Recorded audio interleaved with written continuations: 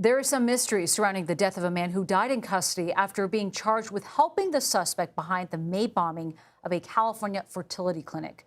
Family members of Daniel Parks say they still have not been told what his official cause of death was. The U.S. Bureau of Prisons confirmed Parks' death on June 24th, 9 days after he was taken into custody on conspiracy charges. Parks' defense attorney says the case is being investigated as a suicide, but there are still questions. Joining us now is CBS News Justice correspondent Scott MacFarlane. Scott, thanks for being with us. What else do we know about Parks' death at this point? It's adding to the mystery of an already mysterious incident in Palm Springs. That bombing of that fertility clinic in May was as jarring as it was destructive, that somebody would set up explosives and try to destroy a place that is there to help service families. Daniel Park is the charged co-conspirator in that case.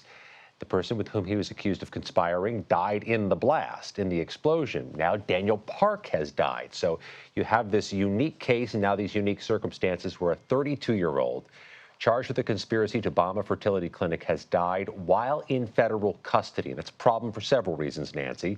First of all, according to his defense lawyer speaking with CBS News, it's being investigated as a suicide, but the Bureau of Prisons has not determined or publicly stated how this death happened. But also, the case is now over, and there are so many unanswered questions about what was behind a remarkable crime to bomb and damage a fertility clinic. Are there concerns, though, Scott, about other facilities and how other inmates are being treated overall?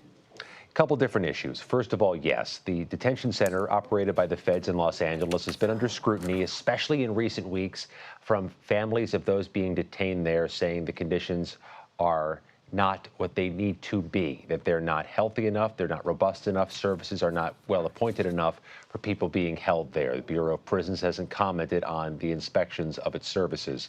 But also, there are a number of deaths inside federal prison facilities that have raised the concerns of an internal watchdog who released a report in recent years saying that there are not enough safeguards that were being shown to prevent deaths, prevent suicides, ensure quick, prompt medical response or emergency response to emergencies inside. The Bureau of Prisons not commenting on that report either.